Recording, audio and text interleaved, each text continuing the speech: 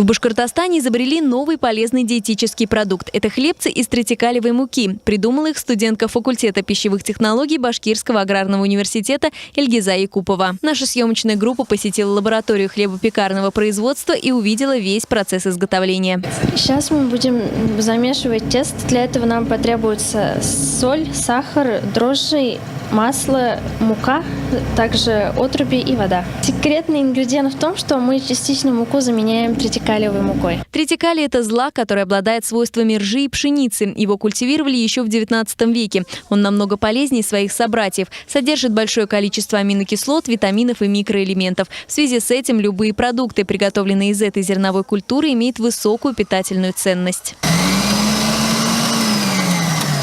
Сейчас готовое тесто мы отправляем на 1,5 часа на брожение. После того, как тесто выбродит, Ильгиза его раскатывает и делит на кусочки. Дальше в печь и в упаковку. Пробуем.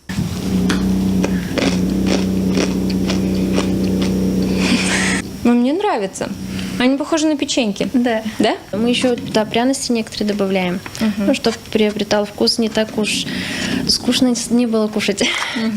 Над продуктом Ильгиза Якупова работала вместе со своим научным руководителем Еленой Кощиной. Они долго экспериментировали с составом и нашли то, что нужно. Их изобретение получилось не только приятным на вкус, но и полезным. И несмотря на то, что девушка изначально планировала стать ветеринаром, теперь у нее получается отлично печь хлеб. Я хотела вообще поступать в ветклинику. Меня случайно перехватил наш декан Наиль Мирзаханович и пошло-поехало.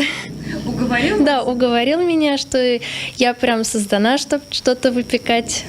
Я повелась, но я не жалею, что я повелась. Сейчас девушка планирует закончить магистратуру и устроиться работать технологом на производство, чтобы набраться опыта. А в дальнейшем она мечтает о своей собственной пекарне. Преподаватель факультета пищевых технологий отмечает, что все их студенты находят себе применение в жизни. На нашей кафедре обучающиеся студенты разрабатывают различные продукты функционального питания, общественного питания. Например, вот чак-чак квас с имбирем.